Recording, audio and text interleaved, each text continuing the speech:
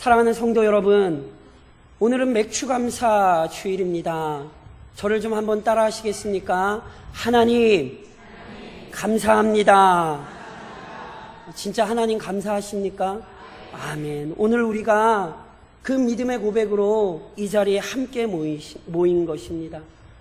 성경에 보면요, 하나님께서 모세를 통하여 이스라엘 백성들을 애굽 땅에서 인도하실 때 반드시 3가지 절기를 지키라고 명령하셨죠. 그 중에 하나가 맥추절입니다. 출애굽기 23장 상반절에 보면 이런 말씀이 있어요. 맥추절을 지키라.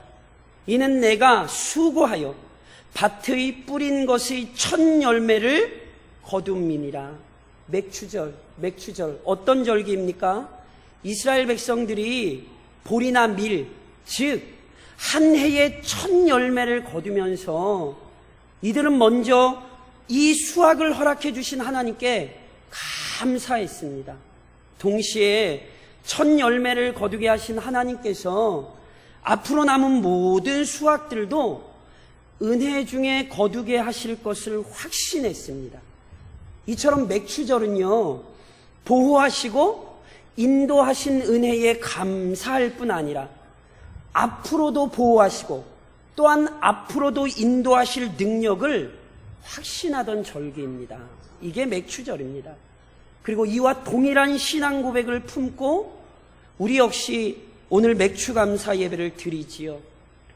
2018년 한 해를 시작한 것이 정말 엊그제 같은데 벌써 반이 지났습니다. 오늘이 진짜 7월 1일이죠. 딱 어제 반이 지났습니다. 지난 6개월간 얼마나 많은 일이 있었습니까? 세계 곳곳에서 많은 일이 있었고, 특별히 우리나라 민족적으로 얼마나 많은 일이 있었습니까?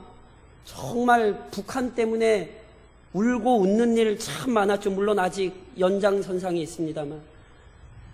우리 여자분들은 별로 관심 없으실지 모르지만 지난주에 역사적인 일이 있었습니다. 우리나라가 독일을 별로 안 놀라우시죠? 관심이 없으니까. 이거는 앞으로도 제가 봐서 앞으로도 그것도 2대0으로 이거는 별로 안 놀라는 듯한 표정을 지으시니 제가 그냥 넘어가겠습니다만 굉장한 일이죠. 물론 세계적으로만 아니죠. 국가적으로만 아닙니다. 개인적으로도 마찬가지죠.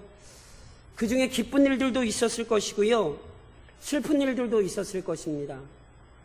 불과 지난주 우리 교우들 중에 가족을 여의신 분도 계시지 않습니까? 누군가는 문제가 해결되기도 했을 거고요, 누군가는 오히려 더 힘겨워지기도 하셨을 거예요. 그런데 지나온 시간과 일들을 돌아보면서 오늘 이 시간 우리 모두에게 요구될 뿐 아니라 반드시 필요한 신앙의 자세가 있습니다. 그것은 하나님께서 보호하셨음을 믿는 것입니다. 그리고 그 사실을 알기에 하나님께 감사하는 것이지요. 이것이 오늘 우리가 맥주 감사절을 지키는 이유입니다. 물론 지금의 상황과 형편들 때문에 믿음과 감사의 응답이 쉽지 않을 수 있습니다. 그럼에도 불구하고 잘 아시는 말씀이 있잖아요. 데살로니가전서 5장에서 사도 바울 선생님께서 우리에게 뭐라고 가르쳤습니까? 다 같이 한번 읽어보실까요? 항상 기뻐하라, 쉬지 말고 기도하라, 범사에 감사하라. 이것이 그리스도 예수 안에서 너희를 향하신 하나님의 뜻이니라. 아멘. 아멘이시죠? 우리는 항상 기뻐하고 쉬지 말고 기도할 수 있어요. 왜냐하면 하나님을 믿으니까. 그리고 또한 동시에 감사할 수 있지요. 이렇게 믿음으로 살고 하나님 앞에 감사하는 것은요, 그리스도인들의 의무요 특권입니다. 그러므로 이 시간 다시금 우리 안에 믿음과 감사가 회복되어야 하는 것입니다. 이를 위하여 우리가 오늘 본문의 말씀을 함께 상고하려 하는 것이지요. 무엇보다 우선 이 본문을 대하며 주님의 말씀에 따라 권하노니 염려하지 마십시오. 즉 그 은혜와 사랑을 믿음으로 확신하기 위해, 또한 진정으로 감사하기 위해 먼저 근심 걱정을 내려놓으십시오. 어떤 분 중에는 염려하지 말라는 말씀을 듣자 이런 생각하실 수 있죠. 도대체 어떻게 사람이 염려와 걱정 없이 살 수 있냐고. 또 우리가 알지 않습니까? 지금 또 태풍 때문에 온 나라가 지금 긴장하고 있지 않습니까? 맞습니다. 이 세상을 살아가는 모든 사람은요, 염려와 걱정 없이 살 수가 없습니다. 무엇보다 본문에서 말씀하신 염려가 어떤 건 줄 아십니까? 우리 주님 이렇게 말씀하셨어요. 그러므로 내가 너희에게 이르노니 목숨을 위하여 무엇을 먹을까, 무엇을 마실까, 몸을 위하여 무엇을 입을까 염려하지 말라. 그러니까 지금 주님이 말씀하신 염려는요, 뭐 세계 평화, 북한 핵 문제, 실은 이런 거 아니에요. 말 그대로 오늘 먹고 마시는 문제예요. 생존에 대한 고민이에요. 이것은 인간이라면 피해갈 수 없는 염려요, 고민입니다. 특히나 우리 주님도 우리처럼 인간이 되셨잖아요. 그래서 그분은 염려를 모르시지 않는다니까요. 제가 예전에 말씀드렸듯이 성경의 상황으로 보면 예수님 분명히 가정 가난했고요. 예수님 어려서 아버지를 여였어요. 그러니까 말 그대로 소년 가장으로 우리 주님 사셔야 됐어요. 우리 주님이 인생의 염려 모르지 않으세요. 그렇기에 오늘 염려하지 말라라는 이 말씀은 먹고 마시는 문제로 인하여 고민할 수 없는 자들에게 주시는 진정한 위로와 권면의 말씀입니다. 이것을 오늘 본문에서 우리는 이렇게 이해할 수 있습니다. 우선요, 본문에 나온 이 염려라는 단어는요, 지나친 근심 걱정으로 인해 마음이 여러 갈래로 분열되어 혼돈스러운 상태를 의미하거든요. 그러니까 걱정이 한두 개가 아니에요.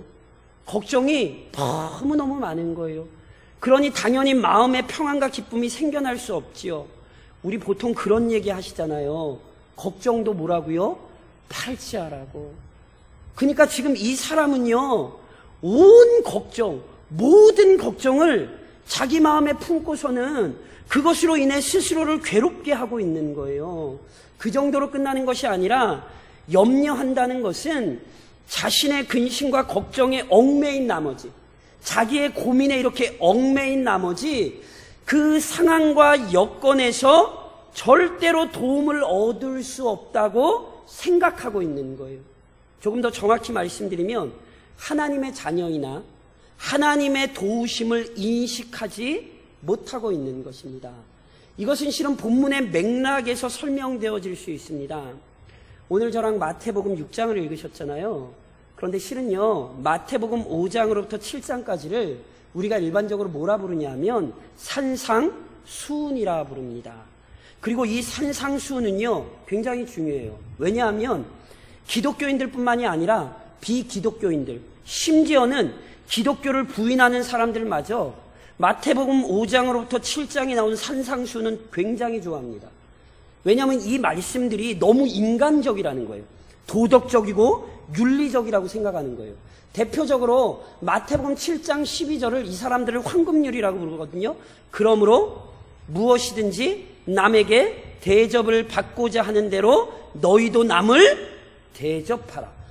이런 말씀 너무너무 좋다는 거예요. 사람들로 하여금 이기심을 물리치고 이타심을 따라 살게 만드는 아주 훌륭한 도덕적 가르침이라고 생각을 하는 거예요. 그래서 예수님을 향해서도 뭐라고 얘기해요? 세계 4대 성인이 있습니다. 믿으십니까? 그쵸? 아멘 하시면 제가 뭐라 그러려고 그랬어요. 예수님이 성인입니까? 그건 예수님 모독하는 것입니다. 예수님이 붓다와 같은 분이에요? 어디 그런 말도 안 되는 얘기를 해요. 그런 논리들을 왜 피냐 하면 이런 가르침이 당연히 단순히 그냥 도덕적이며 윤리적이라고 생각을 하는 거예요. 아니에요. 산상수훈이 어떻게 시작되고 산상수훈이 어떻게 끝납니까? 심령이 가난한 것으로 시작되고요, 반석 위에 집을 짓는 것으로 끝납니다. 심령이 가난하다는 것은, 제가 예전에도 팔복 설교했죠. 심령이 가난하다는 것은 자신이 죄인임을 인정하여 하나님의 은혜를 간구하는 상태예요. 반석 위에 집을 짓는다는 건 열심히 산다는 얘기가 아니라 하나님께서 이 땅에 보내신 하나님의 아들이신 우리 주님의 말씀에 순종하여 살아가는 거예요. 이것은 도덕도 아니고 윤리도 아니에요. 더더군다나 인간을 최고의 가치로 여기는 인본주의적인 사상은 더더욱 아닙니다. 이것은 철저히 은혜 안에서의 삶을 가르치고 선포하는 말씀입니다. 조금 다시 말씀드리면 산상수는 단순히 착하고 성실하게 살라는 가르침이 아니라 부르심을 받은 그리스도인들이 세상과 도대체 어떻게 다를 수밖에 없는가를 선포한 말씀이라니까요. 우리나라 말로 번역이 어려워서 그렇게 된 거예요. 이미 복받은 자들이여, 너희는 심령이 가난하니 천국이 너희의 것이라. 원래대로 해석을 하려면 이렇게 되는 거예요. 무슨 얘기예요? 복을 선포하시는 거예요. 이미 하나님의 택하신 은혜 안에서 빛과 소금이 된 자들이란 말이에요. 그래서 마태복음 5장 48절에 이런 얘기가 있잖아요. 그러므로 하늘에 계신 너희 아버지의 온전하심과 같이 너희도 온전하라. 착하게 살라는 얘기 아니라니까요. 거룩하신 하나님처럼 너희도 거룩해야 된다는 말씀에, 이거는 도덕과 단순히 윤리의 문제가 아니에요. 그러하니 하나님의 자녀들, 은혜를 입은 자들로서 실은 우리는 다른 삶의 증거를 가질 수밖에 없죠. 먹고 마시는 문제에 관해서도 마찬가지입니다. 그리스도인들은 언제나 하나님의 돌보심과 인도를 받습니다. 믿으십니까? 오늘 본문이 나오기 전에 이미 예수님께서 주기도문을 가르치셨어요. 그 주기도문에 마태복음 6장 11절에 어떤 기도가 있습니까? 오늘 우리에게 일용할 양식을 주시옵고. 믿으세요? 보세요. 누가 그리스도인들의 일용할 양식을 책임집니까? 스스로 책임집니까? 다른 사람이 갖다 줍니까? 아니라니까요. 오늘 우리에게 일용할 양식을 주시옵고. 우리의 양식을 책임지시는 분이 누구예요? 하늘 아버지예요. 그런즉 이 사실에 근거하여 먹고 마실 것에 염려하지 말라고 명령하시는 거예요. 모든 것이 풍족하기 때문에 염려하지 않는 것이 아닙니다. 본래 성격이 좀 낙천적이어서, 본래 걱정을 좀 잘 안 해서 그래서 염려하지 않는 것 아니라니까요. 어린아이처럼 막 천진무구하고 순진난만해서 그래서 염려 안 하는 것 아니라고요. 오직 하나님께서 살아계시고 그 하나님께서 아버지가 되신다는 사실을 알기에, 그분이 일용할 양식도 채워주신다는 사실을 알고 있으니 염려하지 말라는 것입니다. 하나님이 아버지시니까 염려하지 마십시오. 아멘이십니까? 물론 하나님께서 아버지 되신다는 사실을 알고 있기는 하지만 염려하지 않는 것이 쉽지 않다는 사실도 우리는 알아요. 그래서 예수님께서 염려하지 말라고 말씀하신 이후에 왜 그럴 수 있는지 그 이유들을 덧붙이시는 거예요. 분명 그리스도인들에게 염려가 합당하지 않은 이유가 있습니다. 우선 염려가 합당하지 않은 이유는 생명을 허락하신 하나님께서 생명을 유지할 수 있는 필요들도 허락하실 것이기 때문에 그러합니다. 주님께서는 먹고 마시는 문제를 염려하는 인생들을 향하여 25절에 이런 말씀하셨잖아요. 목숨이 음식보다 중하지 아니하며 몸이 의복보다 중하지 아니하냐. 그러니까 이게 무슨 말씀이냐면 이런 말씀입니다. 인간이 먹고 마시는 것 때문에 염려하는 건요, 결국은요 생명을 유지하기 위해서예요. 그렇죠? 먹고 마시고 입는 것보다 실은 생명이 중요합니다.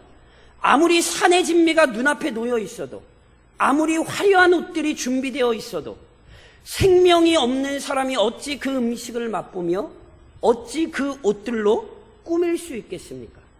그런데 사람에게 너무도 중요한 그 생명은 스스로 만들어낸 것이 아니지요.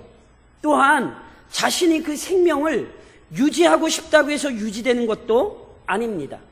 이 땅의 모든 사람에게 생명을 허락하시고 그 생명을 유지케 하시는 분은 하나님이십니다. 그런데 그 하나님께서요, 모든 사람들에게 아무런 의미 없이, 아무런 이유 없이 생명을 주시고 그 생명을 보존하시는 게 아니라니까요. 잠언 16장에 보면 이런 말씀 있잖아요. 여호와께서 온갖 것을 그 쓰임에 적당하게 지으셨나니 악인도 악한 날에 적당하게 하셨느니라. 악인의 생명도 누가 주십니까? 하나님이 주십니다. 악인을 살리는 것도 누가 살리시는 거예요? 하나님이 살리시는 거예요. 우리는 왜 그런지는 잘 몰라요. 그런데 놀랍게 모든 생명을 주시고 모든 생명을 살리시는 분이 하나님이시더라는 거예요. 악인마저도 그렇다는 거예요. 하물며 악인도 그렇게 인도하시는 하나님께서 어찌 자신의 자녀들에게 생명을 주시고 그 생명을 유지할 수 있는 필요들을 공급하지 않으시겠냔 말이에요.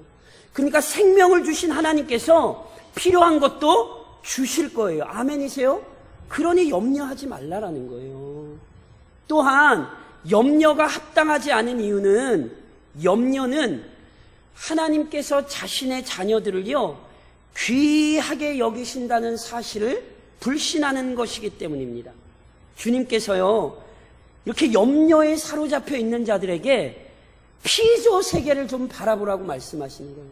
얘들아, 공중에 나는 새를 보라. 심지도 않고 거두지도 않고 창고에 모아 들이지도 아니하되 너희 하늘 아버지께서 기르시나니. 공중에 나는 새를 지금 누가 기르신다는 거예요? 하나님이 기르신다는 거예요. 공중에 나는 새만 기릅니까? 우리 주님이 뭐라고 말씀하셨어요? 들의 백합화도 누가 입히신대요? 하나님이 입히신대요.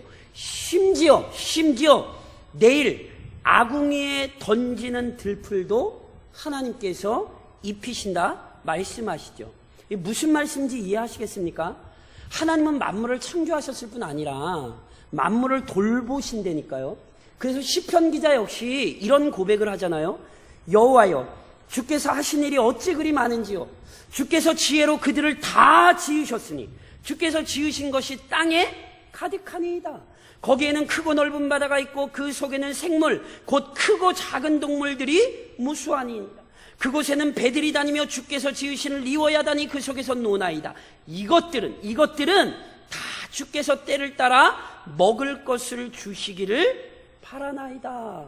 하나님께서 창조하셨을 뿐 아니라 하나님께서 그 모든 것들을 먹이고 계시죠. 어떤 것도 하나님께서 돌보시지 않으시고 어떤 것도 귀하게 여기지 않으시는 것이 없어요. 보세요. 하물며 만물, 자연도 하나님께서 이렇게 돌보시는데 그 만물보다 더 영광스럽게 창조하신 인간, 그리고 그 인간 중에서도 자신의 아들의 피로 사신 그리스도인들을 하나님이 귀하게 여기시겠습니까? 안 귀하게 여기시겠습니까? 우리 주님이 분명히 뭐라고 말씀하셔요? 너희는 이것들보다 귀하지 아니하냐. 믿으세요? 그러니까요. 염려하면 안 되는 거예요. 왜냐하면 염려한다는 건 하나님께서 우리를 귀하게 여기신다는 사실을 외면하는 거거든요. 나를 귀하게 여기신 하나님께서 왜 방치하시겠냔 말이에요. 그러니 염려가 합당하지 않아요. 또 하나, 염려가 합당하지 않은 이유는 아무리 열심히 염려해도 그것으로 문제를 해결할 수 있는 것이 아니기 때문입니다. 우리 주님이 이렇게 말씀하셨잖아요. 누가 너희 중에 염려함으로 그 키를 한 자라도 더할 수 있느냐? 그 키를 한 자라도 더할 수 있느냐? 본문에 나온 키를요, 실은 두 가지 의미로 이해가 가능합니다. 우선은 말 그대로 신장의 길이를 표현, 신장의 길이, 키. 그래서요, 사람이요, 마음대로 자신의 키를 늘릴 수 있습니까? 없습니까? 없잖아요. 제가 마음대로 키를 늘릴 수 있으면 많이는 아니고 저희 아내 키를 조금만 좀 늘려주고 싶어요. 불편한. 안 되잖아요. 그러니까 무슨 얘기냐면 사람이 염려한다고 해서 자기 문제 마음대로 못 다스린다 이 얘기하는 거예요. 동시에 여기 키라는 단어를요, 생명의 길이로 이해하시죠. 생명의 길이. 그러니까 다시 말씀드리면 사람이요, 자기 목숨 마음대로 할 수 있습니까? 없습니까? 없잖아요. 그러니까 실은요, 핵심은 같아요. 이게 진짜 사람의 키를 얘기하든지 사람의 생명의 길을 얘기하든지 예수님이 하시는 말씀의 의미는 분명해요. 염려는요, 문제를 해결하는 방법이 아니에요. 오히려 염려는 더 많은 염려를 낳게 되고 결국 자신의 영혼을 실족시키는 거예요. 염려로 그 인생이 평안을 얻을 수 없단 말이에요. 한마디로 염려는 헛된 거예요. 그러니 그리스도인들이 염려하면 안 된다는 거예요.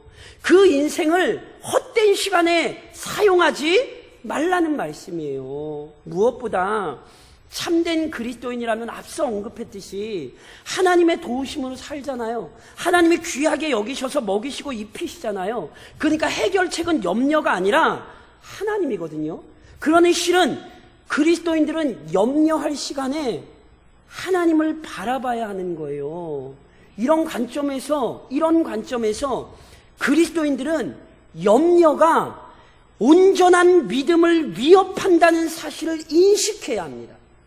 오늘 본문을 주목해야 되는 이유는 우리 주님께서 염려가 합당하지 않다, 이것으로 얘기를 끝내시는 게 아니에요.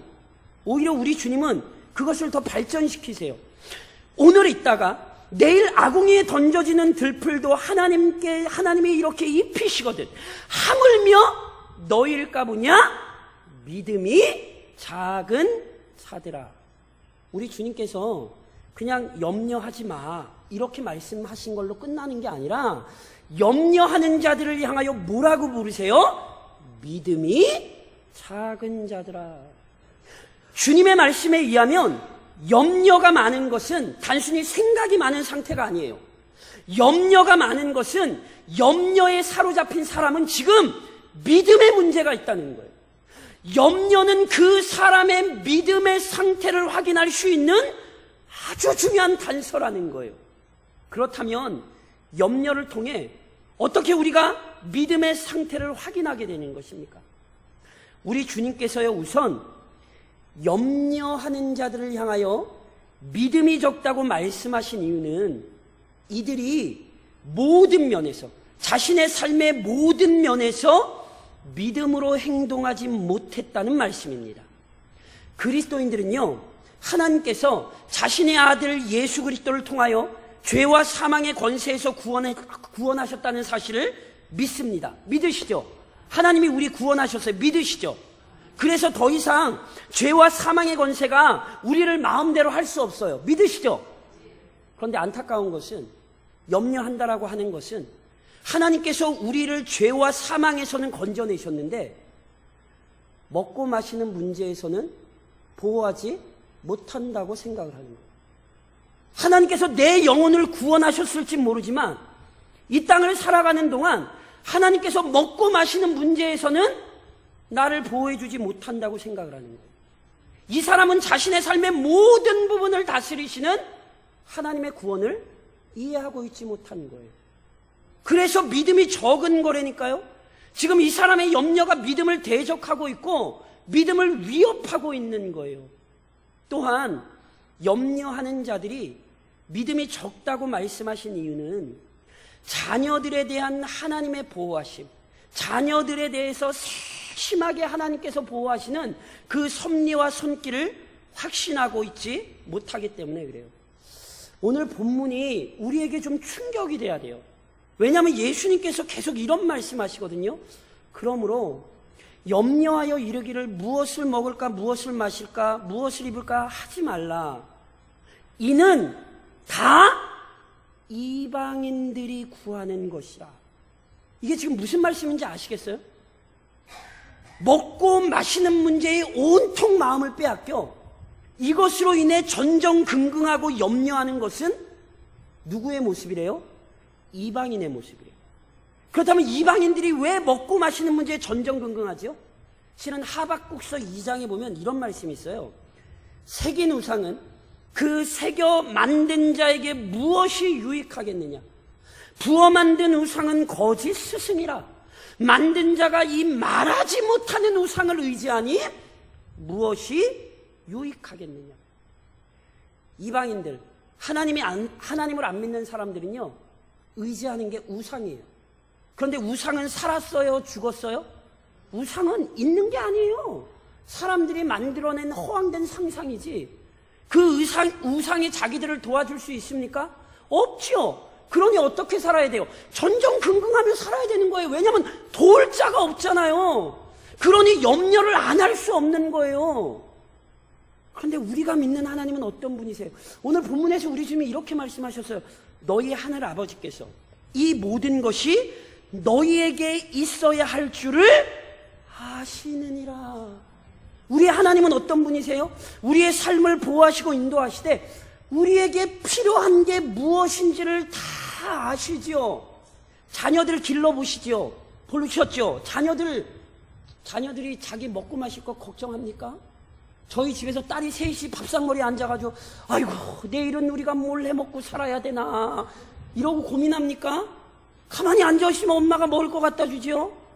저희 딸이 어제 안경을 처음 했거든요. 눈이 갑자기 급격하게 나빠져가지고 그거 지가 걱정해서 했나요?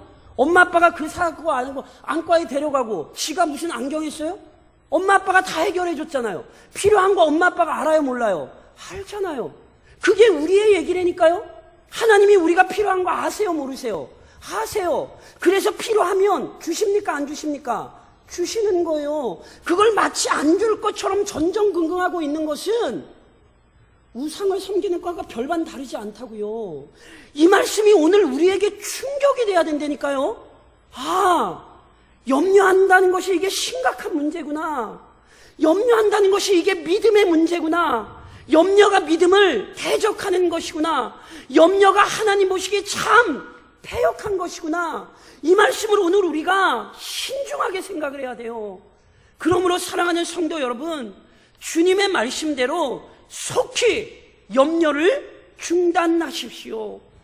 서론에서 언급했듯이요, 어느 누구도 먹고 사는 문제로 염려하지 않을 수 없어요. 그러나 잊지 마세요. 염려에 짓눌리지 않을 수는 있어요. 때로 어떤 문제에 있어 고민할 수 있지만 마치 아무 소망이 없는 자처럼 행동하지 않을 수는 있습니다. 그러하니 염려에 사로잡혔던 마음과 생각을 지금 돌이키셔야 돼요. 그것이 내 마음을 짓누르게 하지 못하도록 만드셔야 되고, 마치 하나님이 안 도와주시는 것처럼 또는 못 도와주시는 것처럼 탄식하시면 안 돼요. 특별히 염려를 속히 중단하셔야 되는 이유가 있어요.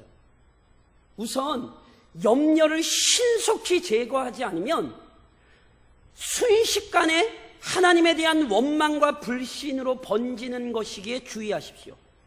주님께서 말씀하셨듯이요, 염려는 결국 믿음을 대적하는 거거든요. 이 사실을요, 이스라엘 백성들의 삶이 잘 보여줘요. 광야에 나온 이스라엘 백성들에게 가장 시급한 염려가 무엇이었겠습니까?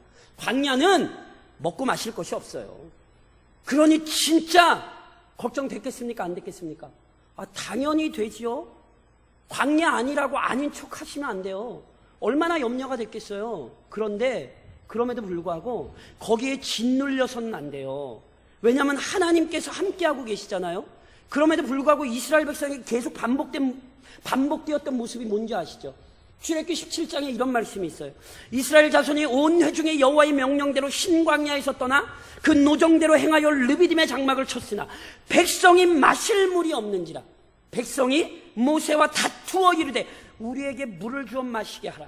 모세가 그들에게 이르되 너희가 어찌하여 나와 다투느냐? 너희가 어찌하여 여호와를 시험하느냐? 마실 물 때문에 염려할 수 있죠. 그런데 아세요? 이스라엘 백성이 홍해 건너자마자 마실 물 없어서 하나님께서 마실 물을 주셨거든요. 바로 다음에 또 마실 물이 안 나오자 무슨 짓부터 해요? 염려하고, 염려로 끝나지 않고 그게 곧 뭐가 돼요? 불평과 원망이 됐어요. 그래서 하나님을 대적했어요. 염려를 지금 끊으셔야 되는 이유가 뭔지 아십니까? 염려하는 자들 반드시 불평하게 됩니다. 염려하는 자들 반드시 원망하게 돼 있어요. 그 염려 중단하지 않으면 그 문제가 무엇이 됐든지 반드시 하나님을 향한 불평과 원망이 곧이어 나오게 되어 있어요. 그래서 염려를 속히 중단하셔야 되는 거예요. 또한 염려를 신속히 제거하지 않으면 하나님의 말씀대로 열매 맺어야 하는 삶을 방해받게 되기에 주의하셔야 합니다. 예수님께서 하셨던 비유 중에 씨 뿌리는 자의 비유가 있죠. 그 씨 뿌리는 자의 비유 중에 가시밭 생각나세요? 가시밭? 마가복음 4장에 보면 가시밭을 우리에게 이렇게 설명해요.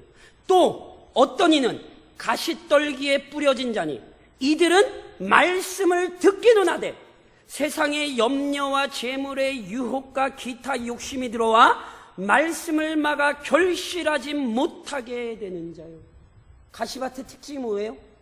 염려에 사로잡혔던 거예요. 그래서 염려에 사로잡혀서 우리 주님이 말씀의 씨앗을 뿌리셨는데도 말씀이 들어가요, 안 들어가요? 지금도 염려가 가득하면 분명히 오늘 본문 중에 계속해서 염려하지 말라 그랬는데 그래 염려하지 말아야지 이 생각 안 들어요. 여전히 염려에 사로잡혀요. 이게 가시떨기밭이고 이게 염려의 심각성이에요. 말씀이 안 들리는 정도가 아니라니까요. 말씀이 그 심령에 박히지 않으니 그는 말씀의 열매를 맺을 수 없습니다. 그래서 염려를 중단하셔야 돼요. 말씀대로 살기를 소망하신다면 우선은 염려를 중단하셔야 말씀의 치가 뿌려지는 거예요. 염려는 이처럼 위중한 문제예요. 물론 염려를 중단하기 위해 지혜롭게 행동하십시오. 무슨 말씀이냐면 염려를 중단하기 위해서는 단순히 마음속의 결심으로만은 부족해요. 염려에 이끌리지 않기 위해 자기의 생각을 바꿔야 될 뿐 아니라 자기의 행동을 변화시켜야 돼요. 그것을 몇 가지로 이렇게 설명할 수 있습니다. 우선 헛된 욕심을 버리십시오. 아까도 우리가 언급했던 것처럼 주님께서는요, 일용할 양식을 구하도록 가르치셨지 평생을 먹고 살고도 남을 만큼의 부귀를 구하라고 가르치지 않으셨어요. 주여, 복권만 한번 맞게 해주시면. 교회 안에 그런 사람들이 있어요. 안타깝지만 그거 믿음 아니에요. 성경 잘 보세요. 하나님은 그의 자녀들에게 썩어지고 없어질 부귀 영화를 약속하신 적이 없어요. 그런데도 여전히 마치 부귀 영화가 신앙의 징표인 것처럼 생각하고 그것에 목숨을 거는 사람들이 있다니까요. 이거는 신앙 아니에요. 이거는 우상숭배예요. 정말로 우리의 신앙이 어떤 것인지를 기억하셔야 된다니까요. 바울이 디모데서에서 뭐라고 가르치는 줄 아십니까? 우리가 먹을 것과 입을 것이 있은즉 족한 줄로 알 것이니라. 부하려 하는 자들은 시험과 올무와 여러 가지 어리석고 해로운 욕심에 떨어지나니 곧 사람으로 파멸과 멸망에 빠지게 하는 것이라. 하나님께서 오늘 우리에게 주신 것으로 감사하셔야 돼요. 그것으로 하나님께 찬양하셔야 돼요. 부하려 하지 마세요. 경고했어요. 부하려 하지 말라고. 그런데 여전히 이것이 부하는 것이 마치 기독교 신앙인 것처럼 여전히 교회 안에서 그런 소리들 하는 사람들이 있죠. 그것을 실제로 가르치고 그런 책들이 팔리고 그런 강사들이 여전히 한국교회 강사로 많이 나가고. 착각하지 마세요. 정신 바짝 차리세요. 헛된 욕심 버리지 않는 이상 반드시 염려에 사로잡히게 되고 하나님 대적하게 되어 있습니다. 동시에 주어진 삶에서 성실히 살아가십시오. 하나님께서 돌봐주신다는 말씀은 그러니까 하나님이 돌봐주시니까 아무것도 안 해도 된다는 말씀 아닙니다. 하나님께서는 공중의 새에게 먹이를 주십니다. 그렇죠? 근데 공중의 새 보셨어요? 못 보셨으면 오늘 예배 끝나고 나가다가 우리 교회 입구에 제비집이 하나 있거든요. 거기서 한 10분만 이러고 가만히 서 계세요. 제가 그 밑에서 정말 많이 깨달아요. 얼마나 부지런히 날아다니며 새끼를 먹인 줄 아십니까? 집도 요새를 만들었어요. 예전에는 새끼가 보이는데 어찌나 이렇게 구멍을 잘 만들어 놨든지 막 보다가 제가 저 한번 팍 쳐버릴까 막 아니 얼마나 수고하는지 몰라요. 색깔이 진흙 색깔이 조금 다르거든요. 얼마 전에 증축했어요. 얼마나 부지런해요. 뭘 가르치는지 아세요? 그리스도인들 성실하게 살아야 돼요. 하나님께서 시편 128편에 보면 이런 말씀이 있어요. 여호와를 경외하며 그의 길을 걷는 자마다 복이 있도다. 내가 내 손이 수고한 대로 먹을 것이라. 아멘이세요? 하나님은 손이 수고한 대로 먹을 것이라고 했어요. 부지런한 자가 복을 받는 것이 성경의 질서예요.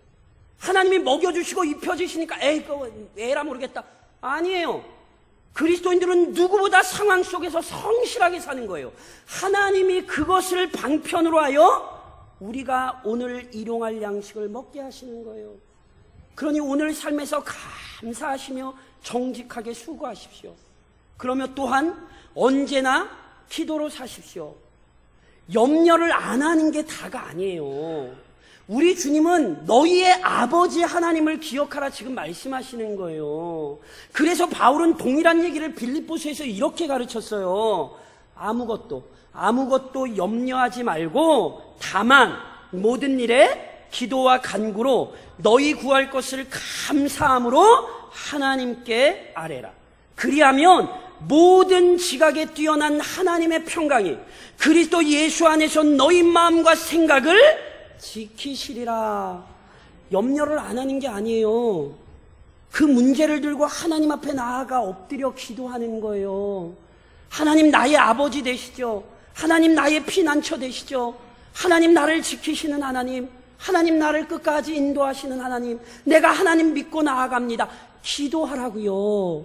그때 어떻게 한다고요? 우리의 마음과 생각을 우리 주님께서 지켜주시겠다고요. 그러니 보세요. 오늘 우리는 염려가 아닌 믿음과 감사로 응답하십시오. 본문의 말씀은요, 염려가 죄와 밀접하게 연관된다는 사실을 가르쳐요. 염려 자체가 무조건 죄라고 이야기를 할 수는 없어요. 그러나 염려는 그리스도인으로 하여금 하나님 아버지를 잊게 만들고 그분의 도우심과 그분의 능력을 불신하게 만드는 방편이 돼요.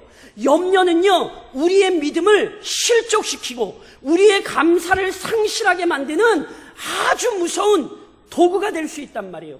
그러므로 깨어나셔야 돼요.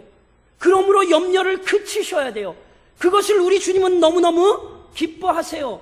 그것만이 아닙니다. 염려가 아닌 믿음으로 응답하십시오. 앞서도 말씀드렸듯이 본문은 산상수훈 중 일부입니다.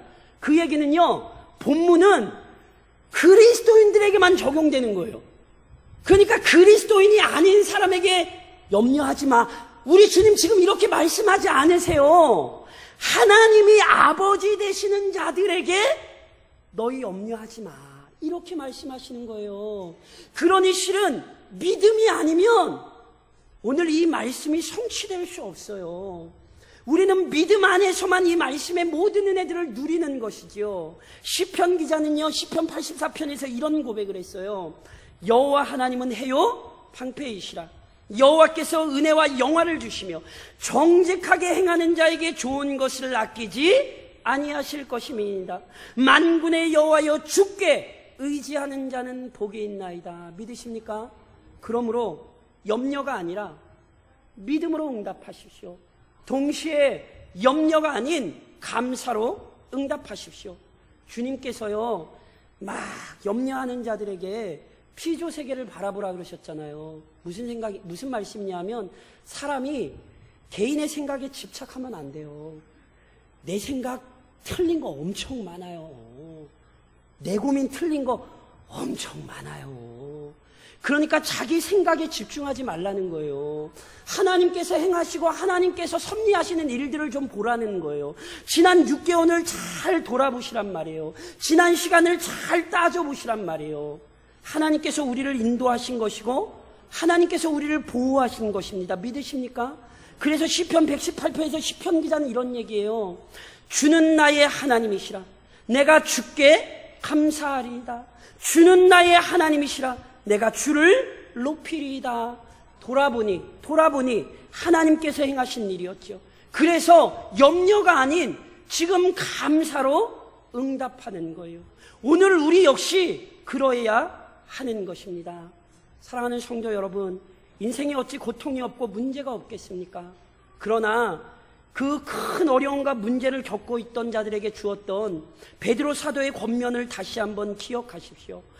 너희 염려를 다 주께 맡기라. 이는 그가 너희를 돌보심이라. 우리 주님 우리를 돌보십니다. 그러므로 맥주감사주의를 맞아 염려가 아닌 믿음과 감사로 하나님께 영광을 돌리십시오. 그리고 새로운 마음으로 남은 6개월을 믿음과 감사 안에서 힘차게 시작하시기를 우리를 구원하신 우리 주 예수 그리스도의 이름으로 간절히 권면드립니다.